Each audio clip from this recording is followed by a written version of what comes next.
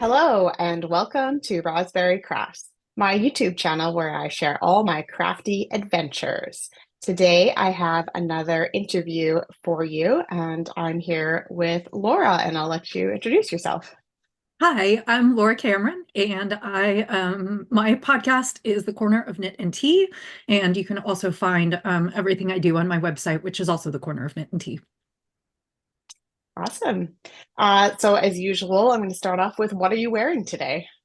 Sure. This is the Moxie sweater by Amy Christophers, and I chose to knit it in my handspun. This was Hello Yarn, and oh, now I'm gonna not remember I do know that it was a mixed BFL and silk, so it's got some real dark sections and some light sections, and it was in some sea themed colorway. I think it was seaweed. So, Cool. and I spun Yeah, that and it's knit that. Oh gosh, it's been at least 5 years. So, but it is a favorite. yeah, it's amazing that you have a sweater that I do if you're hand spun. It's a whole nother level. I do have a spinning wheel, Oh, as you can see in my I was gonna say background my here. wheel's behind me too. Yeah. This is actually an antique wheel that my grandfather built for my grandmother. Oh So wow. it's a flax wheel. It doesn't spin Okay, wool very well.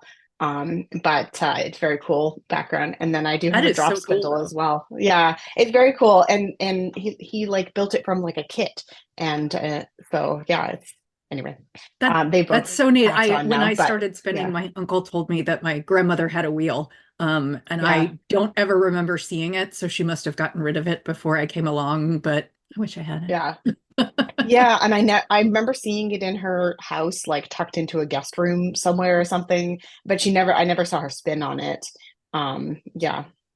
But yeah, and I do have a drop spindle as well. I took a class for that, but that seems like a lot of work for a sweater. Yes. Yes. Yeah, and in some of my cubbies, I don't know where, I think it's down in the one you can't see behind this junk that's down there. I have my friend's hand spun. I drove us all to a knitting conference and they gave me some other hand spun, but Oh, I nice. haven't knit with it yet because it's precious. I know you have to find the perfect project. Yeah. Yeah. Awesome. So we're going to get into a bit of a story time. How did you come to crocheting and knitting and spinning, sewing, all of that kind of stuff? Sure. My grandmother was kind of I think of her as like a Renaissance artist. She did a little bit of everything. I think she trained as a graphic illustrator. And so I have like books with all her little illustrations in the margins and books that actually where she published illustrations. But she did a little bit of everything. She painted, she sculpted, she had looms in her basement and wove tapestries. She knit. Wow.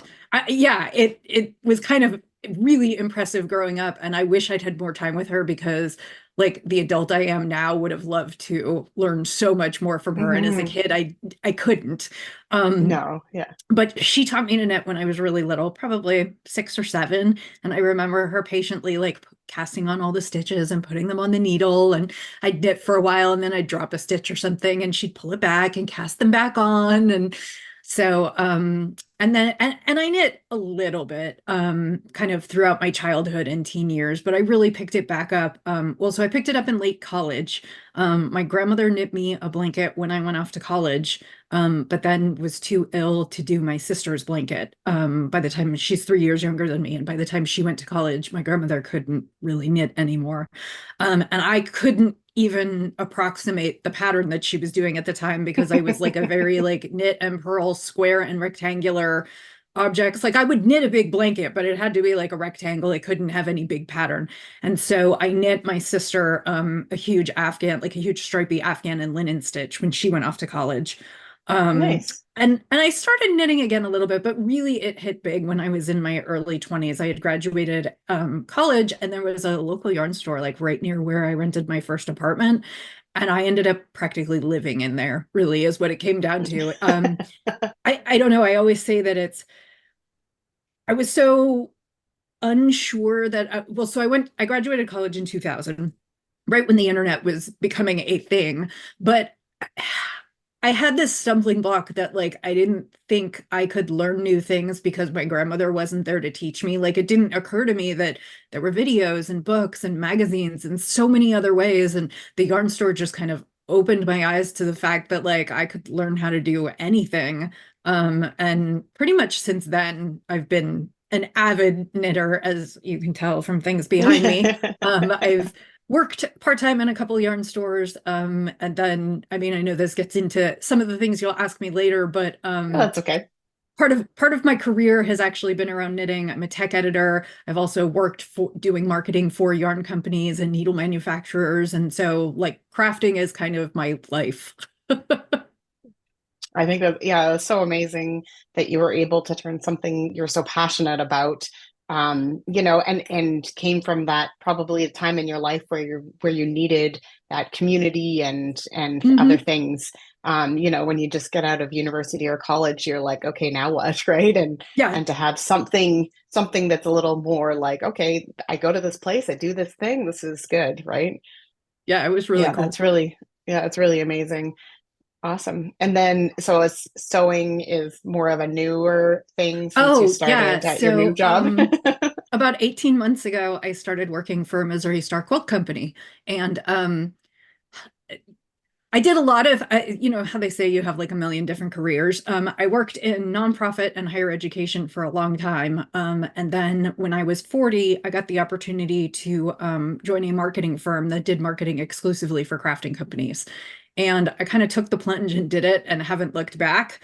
And I was with them for about 5 years. And then just recently I moved to Missouri Star. And of course, that's a whole new craft realm because they Hmm. specialize in quilting. And so I have been learning to quilt the last 6 months or a year and have kind of delved into that. I have a knitting and a spinning stash already, so I'm trying not to have a huge fabric stash because I just can't. I just can't.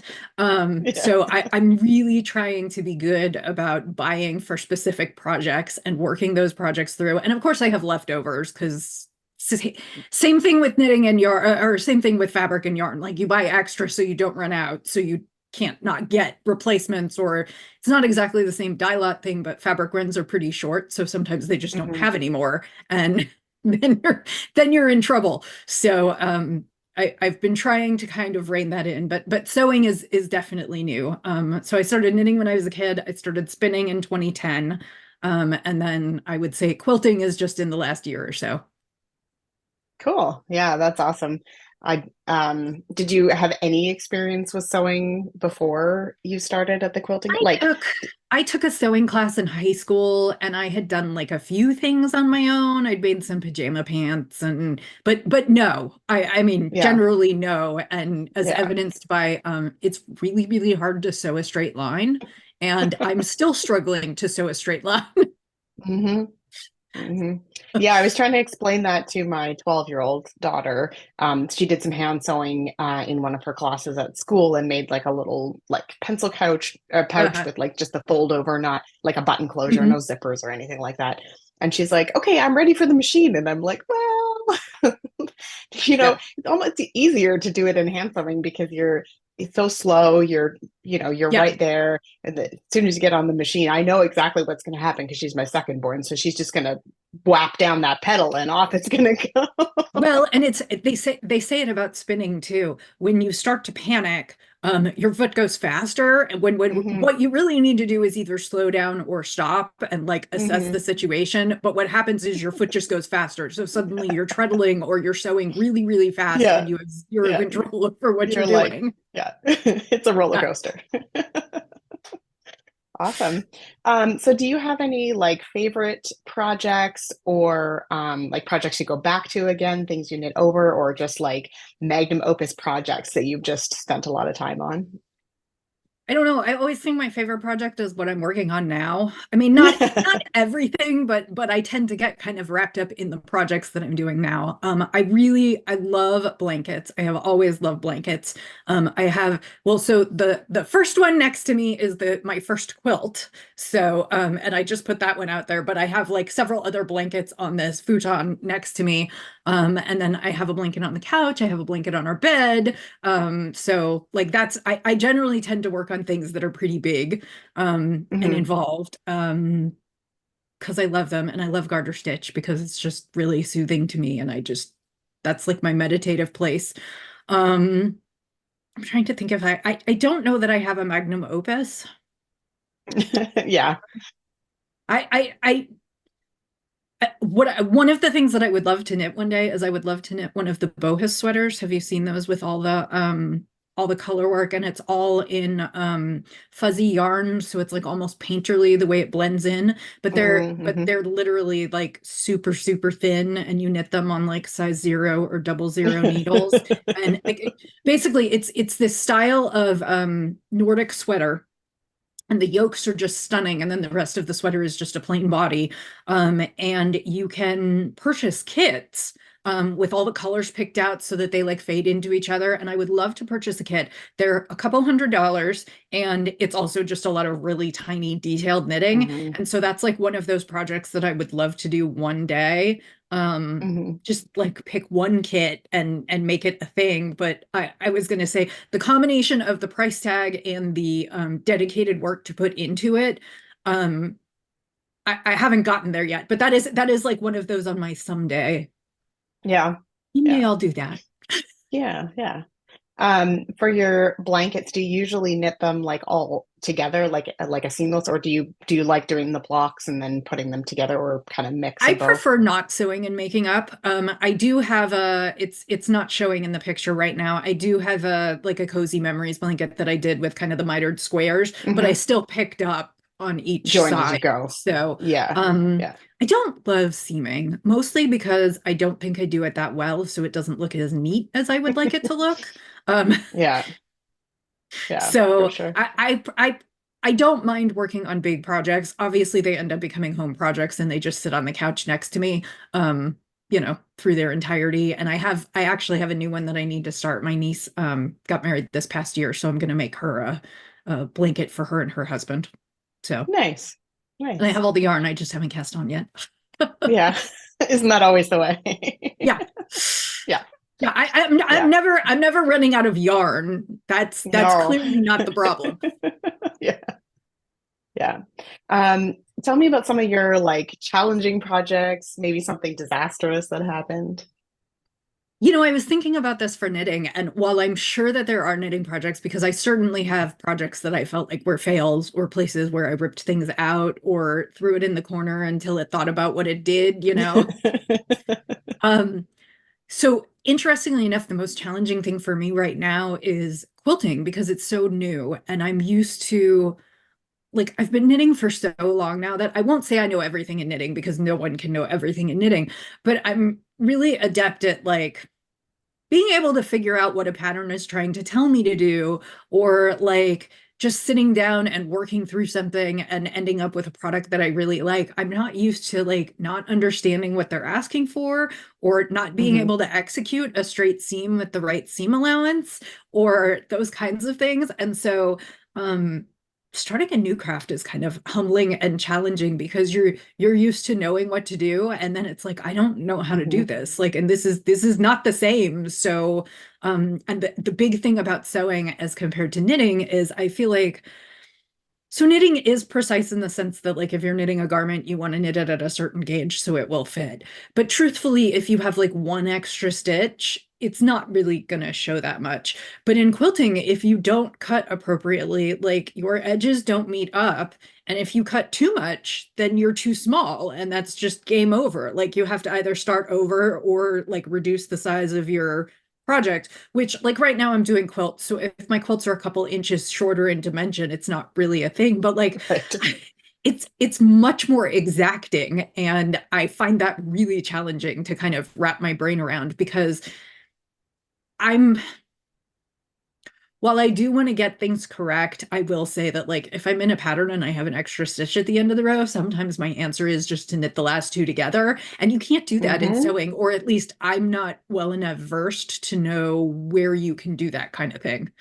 Right. Yeah. Yeah. Yeah, for sure. Yeah. Sewing is like a whole other thing. I do have this cabinet over here is all full of fabric and Oh, embroidery okay. stuff, and this is all my yarn stuff, and that's all the other stuff. And I do have a couple sewing machines, and but yeah, it's like a whole other Do thing to you me, quilt or do right? you sew garments No, or? I haven't really, I've done some like bags and stuff like that. Mostly I have it for fixing stuff. Um, when my kids were little, I made them like duvet covers for their Hmm. beds. It wasn't quilted, but I did piece Right. together some things because my son saw this panel with like Mario Kart stuff Uh-huh. on it, right? So, but the panel wasn't wide enough for the whole comforter. So then I made like the border around it and backed it because it's like an envelope Right. thing, right? Pillowcases. Yeah. I did their curtains because they have weird shaped windows in their rooms, things like that. But like straight lines. Right. And at the end of the day, if that comforter cover was like this, Right. it's on a bed. No one's gonna see it, right? Like Yeah. it's not the end of the world. But I did make my daughter a couple like skirts and stuff like that, like just Hmm. simple clothes. But I found it so finicky. I just kind of gave up. I Yeah, keep for a thinking long that time I'd I like to had make dreams my own, that I but was yeah, for a long time I had dreams that I was going to make myself clothes. And I made a couple of Sonia Phillips, like the A-line skirts, kind of the mhm, fairly plain, and I even managed to put pockets in one of them. And I made some pajama pants, but I don't know. I guess I'm not as motivated to I my other problem is that I am a knitter at heart, and like doing multiple crafts means that I don't have enough time to dig into any one craft. So like mhm, part of me is like, I'm never going to be an expert on this because I want to be knitting. Like, mhm. Yeah, yeah, no, for sure. And yeah, so I think I might have to get more into sewing though, because my daughter is very interested in it. She does knit and crochet as well, but um and she has like one of those like hat looms and like the mhm. manual ones, not the crank ones, and stuff like that. But the sewing that she's done at school now, she's like, okay, I'm in this, right? Also, it's faster, right? Like she's Yes. 12. She she has a decent attention span, but also, But she doesn't want to sit and knit for hours and hours. She wants to sew for an hour and have a finished thing, and I get it. right. That's also, yeah. No, I totally agree with you. Sewing, I mean, it's a lot of work, but you can piece a quilt top in a weekend if you really want to. Yeah, yeah. And then probably quilt it the next weekend and be just about done. And like it takes me a month working on a sweater to really like Hmm.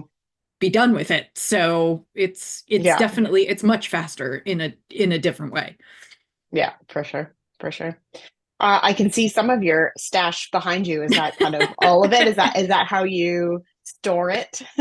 Yeah, I mean, I have a bunch of different areas. I have an IKEA bookcase kind of on this side of the room. The it's not the Billy, but it's I can't even remember. You know, the one with all the One cubbies. of the stand. And Yeah. so I had a moth scare a while ago, like many years back, which is Mm, how I ended up with all the big plastic bins. And I do like it because I can kind of see what's in the bin, and I am definitely one of those people who's like I find things in my stash that I don't remember I purchased when I go looking back at it. yeah. So this is pretty much all of my yarn and a lot of my hand spun that has been turned into yarn, like the Okay. fiber that has been turned into the yarn. The bookcase over here Right. mostly has my fiber at this point, Fiber. and the red bag is most of the fabric that I own. Because that's actually a Missouri Star bag. It's most of the Nice. fabric that I own for future projects. I have maybe I think I have 3 bundles of fabric for future quilty projects. Cool. So I'm really trying to keep it minimal because as always, there's so many pretty things and so much, and I have plenty and more than I can use, and so I'm trying not to Yeah. add to that. Yeah, for sure. For sure. And do you organize your bins like by yarn weight or color or or just You know, for a whatever is long time I empty, throw it didn't, in? and everything was mixed up, and then I constantly had to go into the bins. So, about 2 or 3 months ago, I was looking for something and I decided to pull the only real organization I have is I have one big bin that actually you can't see, it's up top, that I put all my sweater quantities into so that like when I want to make a Mm, sweater, that's where I go. right. Everything else is Well, most of it's fingering. That's probably most of what I own. I do work in larger weights, like for sweaters and stuff, but I just don't tend to. I tend to buy like a skein of pretty fingering weight and throw it in Hmm. there. Um, and I do have some gradient kits and some other things in there, but I would say there's not a lot of organization to it. I could definitely be more organized. Um, I have one bin. Got into Woolmize back when that was like back in the early 2000, no, well, okay, like 2008, 9, 10. And so I Hmm. have one bin that's like half of it is like all Woolmize because I just put it all in one place. But otherwise, I think it's all mixed up. Yeah, So yeah. not by color, not by, and honestly, it means that when I want to make something, half the time I'm like bringing all the bins down and opening them in Yeah. chaos. Well, but that's also, kind of good too, because then you're like, oh yeah, I wanted to do this thing with this sock, or I forgot that I had something in this color, or whatever. You get to Yeah, I see mean, when it. I'm looking for things, I'm like, oh, I remember buying this, but I don't remember what I meant it for. Exactly. So, and I will say that in the last couple of years, I've been a little bit better about, for a lot of years, so both me and my husband work. We ended up not having children. And so like we have disposable income. So for a lot of time I bought a lot because it was pretty. And I really Hmm. have in the last few years tried to buy with a project in mind and otherwise use for my stash and not buy a single skein here and there because they're so tempting, but then it's hard Hmm. to figure out exactly what to do with them. Yeah, yeah, for sure. For sure, totally. Yeah, and this corner cubby here is from Yarn Club, a couple years worth of Oh Yarn Club. yeah. And yeah, and I love all of the skeins. I have no idea what I'm doing with any of them. They're Right. all beautiful colors. They have minis that match them. They're like I got the sock set kind of version, Right. but like I only knit what, 5 socks a year maybe, and then what do I do with the rest of it? Well, and my problem is I have been knitting socks for long enough now that like the top drawer of my dresser is my sock drawer and it's full. Like like I could knit myself more socks, but I'd have to find another place to put them. And Yeah, and yeah. I do knit socks for my family and I have a niece and nephew who love hand knit socks and they're still little, so they're easy to knit. But, Mhm. there is a limit to how many pairs of socks one Yeah, can yeah. reasonably knit and manage. Yeah, for sure. For sure. For sure. What about colors? Do you like when you see pretty yarn, are you like all the colors in the rainbow, or is it like, oh, I've always bought like teal because that's my color? So my two big colors are teal and like burgundy. Those are the two that I like. I gravitate towards the most, and particularly the teal. I have a lot of teal sweaters.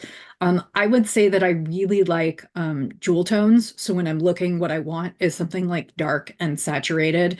And when you ask me what I'm currently knitting and I show you, that will be kind of part of what's in there. They happen to be two solid projects, but and actually I have a third project going in solids as well. I tend to like really like saturated deep colors. And Hmm. so like I pass pastels by in general. I will knit with them if it calls for it in the project or like my niece is a 10 and she loves pink and purple. And Hmm. so Hmm.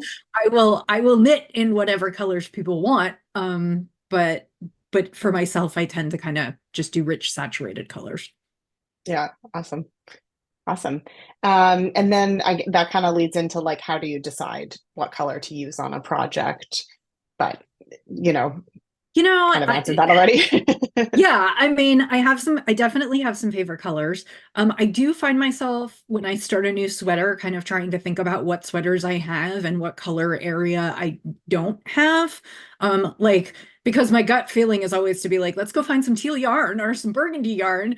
But like I did a sweater in a dark burnt orange a couple years ago. I have like a navy. I'm trying to think what other colors. I have like dark greens. So I do try and think about sort of where it's going to fit into particularly when it's for me, where it's going to fit Mhm. into my wardrobe Mhm. and can I do something in a color or a shade or something that I haven't done yet so that I just am not constantly almost knitting the same thing. Right, right. Yeah, I noticed over the last year or two, I knit myself 3 dark purple sweaters. And I was like, well, that's probably enough. Clearly purple, like this kind of purple Right. is a color I'm drawn to. But I can expand the purple world. Well, and there's totally a balance. I mean, totally knit whatever you want to knit and make what you want to make and what makes you happy. I do find myself thinking, okay, I have like 3 dark teal sweaters, so could I pick another Mhm. color that I would Yeah. like, and colors that like I would have said that I would not wear orange, but I found that when I went like a really deep like pumpkin orange or not pumpkin, Hmm. like a deep trying to think like russet, like just Like more burnt orange. intense. Yeah, Yeah. that it was fine. Like I don't want to wear a bright orange. It doesn't Yeah. complement my skin tone. It just I feel like I look pale or dead or. Yeah. But like there are shades of every color that like might work. And I find that if I Hmm. tend to go like dark and saturated, that I end up being fine with it. So Yeah. it's kind of a fun way to Awesome. branch out and do things that aren't always in my color wheelhouse. Yeah. And what does your husband and your extended family think of you knitting, and like do you Oh, do it around them? well, growing up, my grandmother lived in a 3-story house, and the basement was all yarn, looms, etc. So my personal family is like, oh, she came by it naturally. Hmm. Hmm. Yeah. Clearly something rubbed off. Yeah. I think my parents were I spent a lot of years working outside knitting and crafting fields because I couldn't figure out you can't it's really hard to knit for a living. I mean, it's really hard to design patterns for a living. It's really hard to knit for a living because there is a limit to what you can produce. So Hmm. I have found that like my way in has been more in the business functions. Like I do a lot of marketing and creative content and helping companies kind of represent themselves that way to sell their Hmm. crafting goods. And so that's kind of how I found a a career in the crafting Hmm. industry. And I do know that for a few years, my parents were worried that I'd like want to be a contract knitter and Right. and that might not provide enough of a living An for me. income. Yeah. Um, my husband has his own hobbies. He is so in the last several years, he has gotten super into fitness. He did an Ironman in 2021. Wow. So he spends a ton of time biking and running, and he has his own like tools and gear and a couple bicycles. And so, um, like I think he understands having a hobby or an obsession or something that you really, really want to do. And he is Hmm. very patient and very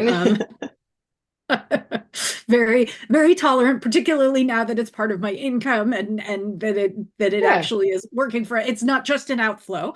Um, so my in-laws, I think, are a little weirded out by the fact that I'm like constantly knitting and bringing stuff with me everywhere. But I mean, everyone in my life knows that that's a big part of who I am and what I do, and it's Hmm. interesting to me. And I think the fun thing about crafting is also that it can be a social hobby. It's not something you have to do in isolation because I can sit and knit and be sociable. Like my husband's family loves to do big game nights, and I'll bring my knitting and sit, and I'll just bring a sock and drop it when it's time to take my turn in the game, and Hmm. so I can still be a part of everything. Um, Yeah. so like some hobbies just don't. If you're a woodworker and you have to be in the shop with your tools, it's not kind of the same Yeah. level of Yeah, for of sure. For yeah. sure. Yeah. Yeah, it was funny. I went to a school meeting a couple weeks ago, and it was supposed to be a short meeting. It ended up being a bit longer, but it was supposed to be just like a 10-15 minute meeting. So I didn't bring my knitting because I knew that it was just, by the time you get sorted and settled, I was like, okay, we're going to be leaving again. And afterwards, my friend turns to me and she's like, what's wrong with you? Why aren't you knitting? Because I knit at every, like, I always have it with me, and I had Right, it with me in my bag. I just didn't pull it out. I was also kind of presenting, so it's hard to present and knit anyway, right. But he was like, "Are you okay? You weren't knitting." Well, it's funny because well, I have two things. One is I used to, when I was single and I lived in LA, I grew up in California. And before my husband and I were together, I used to go to the movies a lot with friends, and I would always bring, at that point, I was doing like a lot of charity blanket knitting. And so it was just like stockinette or garter stitch or whatever. And if I don't Mhm. have to count and whatever, I would just take it to the movies with me. And right after I left California to move to be with my husband, one of my friends said to me, he's like, going to the movies is not the same because I can't hear your needles clicking next to me. Um, and my husband actually said that, where did I go? I was away for several days for business, and he was like, the house was really quiet. And he's like, and I just, no, he's like, not that you're noisy, but like when I was sitting watching TV at night, like you weren't going through all your project stuff and you weren't knitting and you weren't like, what he was like, it was just so That quiet. I ambient just wasn't used noise. to like Yeah, nothing happening. yeah, for So, I mean, and sure. he and I both work from home. We're both in the house all day. We're at opposite ends of the house. So, I mean, it's not noisy, but you can hear other people moving in the house and whatever. And he Yeah, was like, it was yeah. just, it was so quiet, but also you weren't like knitting next to me every night while we watched TV. Yeah, yeah, for Yep. sure. For sure. And occasionally there's a little bit of cursing that goes along with that. So it was a Of whole, course. Yeah. There's a whole realm of things. yeah. Awesome. And do you have a local yarn store near you? And do you go and knit and at the store? So I live, I don't want to say out in the middle of nowhere. My friends joke. So I live kind of in the Kansas City metro area, which is Kansas City is a city that is divided. So like part of it is on the Kansas side and part of it is on the Missouri side. It Mhm. sprung up around both sides of the river. Anyway, I live on the south side of the city, like kind of at the edges where like we do have there are property developments down here, but we also have farmland around us. So it's a little we're definitely suburban and moving towards rural. Um, and so we have a number of wonderful yarn stores here in the city, but honestly, they're all roughly an hour away. So I haven't gotten super involved in going to knit nights and those kinds of things. But I definitely shop locally. We have a beautiful shop. If you're ever in the Kansas City area, we have a beautiful shop that's kind of right around the city center called Yarn Social. And then sort of out to the east, on the Missouri side, there is a beautiful shop called Unwind in Lee's Summit. And they are wonderful. Both owners are wonderful. They have great selection. It's such a boon to have lovely yarn stores nearby. But I confess I don't do the community aspects of it as much. Yeah. Um, so there was a yarn store here when I moved here. And it closed shortly after I moved here, but I met a group of folks. They used to host UFO nights on Hmm. Wednesdays.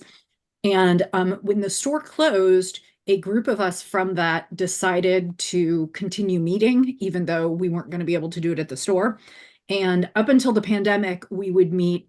So, like, around where the current yarn store is, around the city center, is a big shopping district, and there's lots of restaurants. And a lot of us either worked or lived near that shopping district. And so, up until the pandemic, we would meet every Wednesday for dinner at a restaurant somewhere in that district and then sit and knit. Nice. And this has been, let's see, 15 years. Wow. So, and in the pandemic, we switched to Zoom, and to be honest, we haven't entirely switched back. We've gone out a few times, but so we Zoom twice a week. This group of us, there's probably, I would say there are like 7 to 10 of us who show up regularly, but there's probably like 20 people in the group.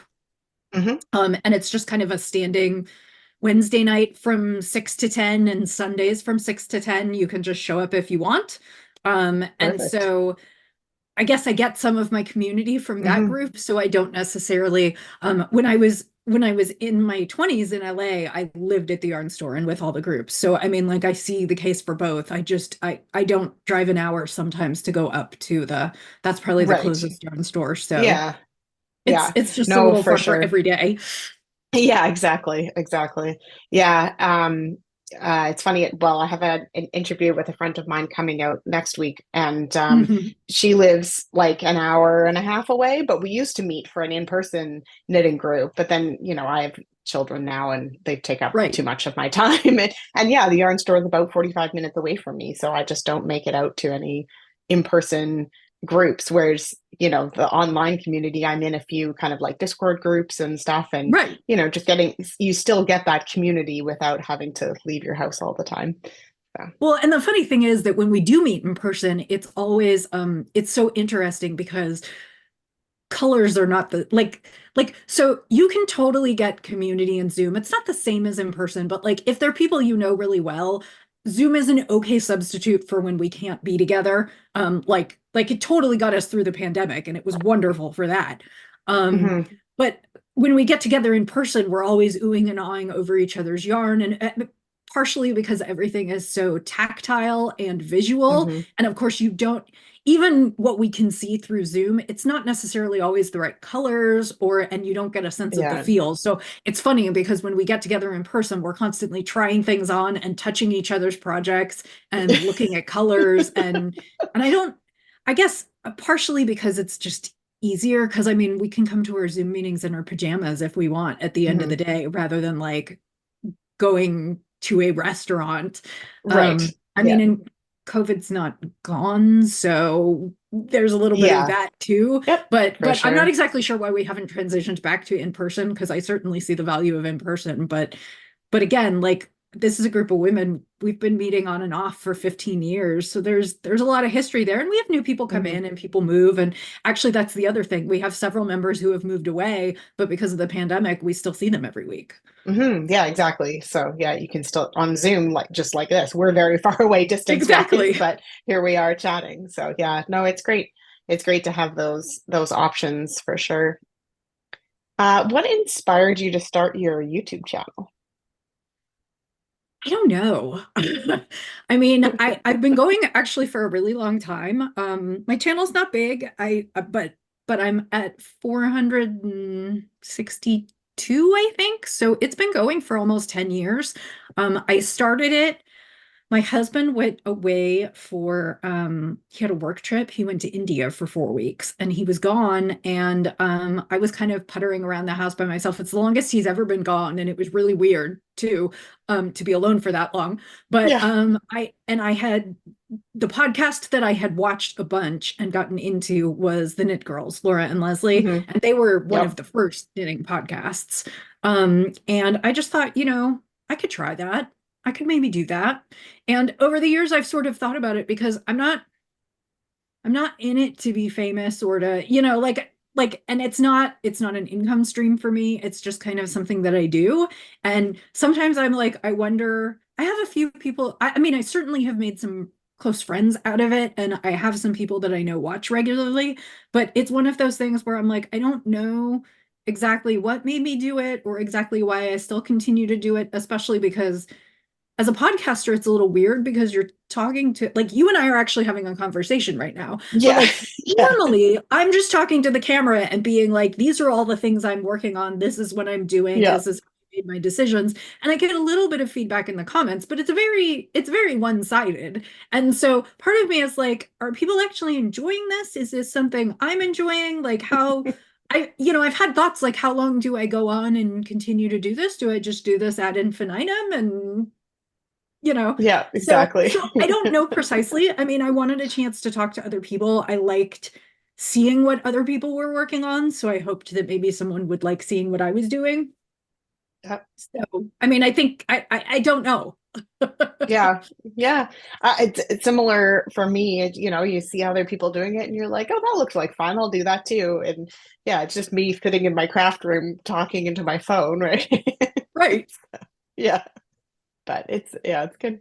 And then it's your blog is just for your show notes, or did you start that before your YouTube channel?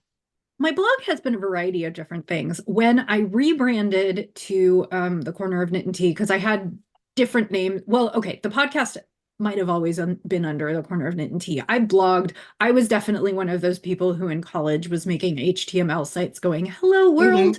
hmm Um, so Yeah. originally, I blogged about a little bit of anything and everything. And then when I renamed it to the Corner of Knit and Tea, part of what I was doing was I actually got super into ordering and trying all kinds of loose leaf teas. And so I was actually doing tea reviews on there Oh, okay. originally. And then once I started doing the vlog content, it kind of has turned into nothing but vlog. I not much of a pattern designer. I have a few patterns. And so like sometimes I'll do a post about a pattern. For a little while, I reviewed products with so the marketing company that I worked for also did enabled their clients to say send out products for review and get reviews. So I did some blog reviews of some products and stuff like that. But these Hmm. days my blog is mostly just show notes. Just show notes. So Yeah. Yeah. and I don't know if I'll go back to it at any point. I've thought about resurrecting it. It's blogs were super big before we had all the photo sharing opportunities that Hmm. we do today. Like, Yeah. in some ways, I think, and it also kind of correlates with like Ravelry and how people use Ravelry, and we used to use the forums a lot. I feel like once we got Instagram, we could post photos with short descriptions of what we were doing and get feedback on Hmm. those. So maybe like the longer blog posts weren't necessary, or I mean, I don't feel like blogging is dead. I certainly feel like there are some great reasons, and I write for a totally unrelated to knitting blog.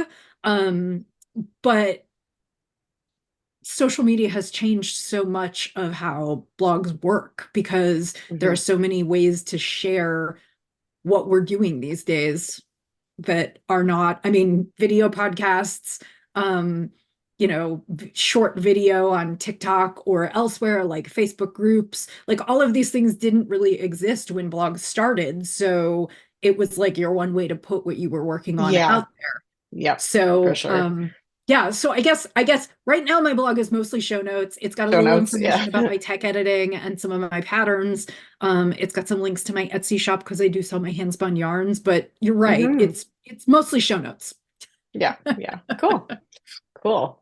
All right. We're going to get back to some knitting stuff. What are you currently working on? So I just finished, this was one of my recent projects and one of my favorites. I finished the Anne of Green Gables hat. This is a pattern by Sarah Shira, who I also affectionately refer to as the Gnome Lady. She does Yep. all of the gnomes, and she did a person-sized gnome hat. And so I worked on that and thought it was super fun. And I don't know or exactly how I'll wear it. We're having a really unseasonably warm winter. It's like 65 degrees today, which is weird for February. Usually we have lots of snow. Or well, not lots of snow, but usually it's like in the 20s and 30s Fahrenheit all winter. And so we're like hovering around freezing. But it's been like spring-like. So I don't know. Yeah. The other one that I am working on right now, literally, is I am working on, I'm kind of on a mitten kick this year. I'm knitting some mittens to donate, but then I'm also knitting some mittens for myself. And for a long time, well, even still. So I don't like fingers. I don't like having to join around the thumb because I always feel like I leave holes there that Hmm. don't. Right. So I had a thing against mittens, but this year I'm knitting mittens for charity. I'm knitting mittens for myself. So these are the snowberry mittens. Oh, And I those are cannot pretty. remember who they're by. I'll send you that afterwards so you have that. That's okay. Yeah, Um, I'll put it in down below. yeah, and I'm using Malabrigo Rios in pool, and then I'm holding it doubled with some Surrey alpaca silk that Ooh. yeah, it's left over from a sweater that I completed this fall, and I had like two-thirds of the ball of Surrey alpaca left over, and then the teal is actually left over from my niece loves teal now, so I knit her a teal sweater in the fall. Ah, there I you had go. like a skein and a half left over of that, and I was like, I'm gonna make some mittens. And the cool thing about these mittens is, so they've got the berries on them, and they're baubles, Hmm. but they're baubles made with a crochet hook. So Oh, it's wow. like rather than yarn overing and then having to like knit 12 together or whatever, Hmm. you use the crochet hook to finish it, which I thought was a really interesting. I am not really a crocheter. I can do like the simple stitches. It's not something that I generally do, but like, so I can do a little knitting accompaniment or a little crochet accompaniment to my knitting. Right. So, but that's what I'm working Yeah, on that's right now. awesome. And this is the first one. The second one is in progress. And then eventually I'll have to go back and do the I thumbs. can do the thumb. That's always my Yeah, least favorite exactly. part of the journey. But I'm also Yeah. trying to I have like endless scraps. And so I'm trying and like not I have scraps of really good stuff like Malabrigo and all kinds of lovely squishy yarns. And so this year I'm doing a lot of like knitting up leftover scraps into mittens that I can donate. Mhm. So, Yeah, awesome. Yeah, that's great. so Awesome. those are my two current. I just finished like a tea for my mom, but it's wet and blocking, which is why I didn't Yeah, bring it. no, yeah, that's okay. That's okay. So, Yeah, and and I'm not sure. I did notice your giant gnome in the background there. Is that one Oh of yes, Sarah yes, Shearer's that is patterns one of as well? Sarah's Yeah, shearers, and that's yeah. actually that's in handspun. Mm, I had like a bunch of little bits of handspun, and I was like, I'm just gonna do my new mini handspun and yeah, oversize yeah. it, and he sits back there. Yeah, I feel like I need some more decorations for the background. I did make a little Grogu that's from Star Wars, the Hmm. little baby Yoda guy. Right, right. But yeah, so I made him, I think either just as the pandemic was starting or just after. And my husband, he's a professor at a college here, and so he was teaching online, and that was like his buddy that was Oh, like, okay, everybody, make sure you turn on your video, right? Like, so instead of him, the professor telling everybody, he made these little videos of him that's and funny. Grogu. But he's like, yeah, he's, Right. 12 Yeah. inches tall or so. And yeah, so now he is like the emotional support stuffy Well, for his classrooms. I have my own tiny emotional support gnome sitting here on Oh, my there you go. desk. Yeah. But when I finished the big one, I was like, what am I going to do with this? Yeah. The other thing that I really like to knit is I don't know if you've seen it. It's a pattern by the Knitting Tree, Los Angeles. They call them emotional support chickens. Hmm, hmm. I can send you a link to them. It's a pattern that basically uses up leftovers and scraps and is like a big stuffed chicken, and they're Perfect. hysterical. And I kind of want to knit one and put it back there with the gnome and just, like have an ever evolving Yeah. shelf of buddies. Yeah, for sure. Yeah. Yeah, awesome. Yeah, and last year I don't knit many toys, but last year we went on a very large trip and took 6 weeks and drove across Canada and back. And Wow. so each of us had a little mascot that I made, at different Canadian animals. So we had a beaver, a bunny, which is of course everywhere in the world, but I had Yeah. a frog. I can't remember what the last one. Oh, an otter. My daughter wanted an otter.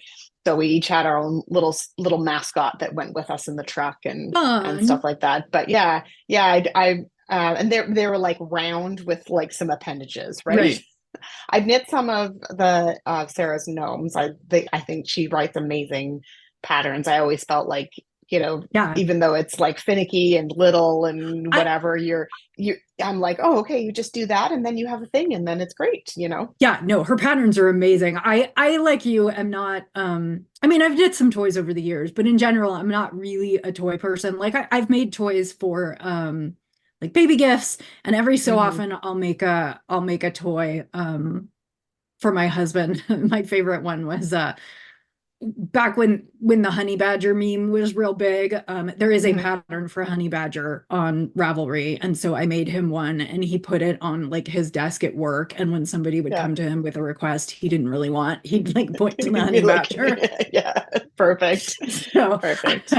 which is not entirely safe for work, but Yeah. Well, sometimes it's So, required. but in general, they are kind of finicky and fiddly, and so they're not Yeah. like my absolute favorite thing to knit. But the oversized one was fine because he was like far less finicky than the little ones, Yeah. where you're on your double points and you're trying to like do these things. But yes, Sarah's patterns make it really easy. I really like Yeah. her patterns. The other one whose patterns I think are very specific and well written are Susan B. Anderson. Yes. She does Yes. some really nice toys, just in the sense that like they're very easy to work your way through. There's not like anything missing from them. You really, Hmm. if you follow step by step, you'll end up with something that looks reasonably like hers.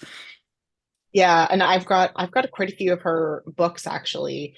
Um, when my kids were little, because they're Hmm. teenagers now, but I knit a few of the like I think she had itty bitty baby hats and Hmm. different things, and yeah, again, her patterns are well thought out, straightforward, but look really cool. The one with the like flower on the top, I Uh-huh. often knit that as a baby gift because it's quick, it's cute, Right. and people are like that kind of cuteness on a Yeah, newborn, and you get the picture and it was a quick knit, and then you move on because their head grows immediately. exactly. No, I know.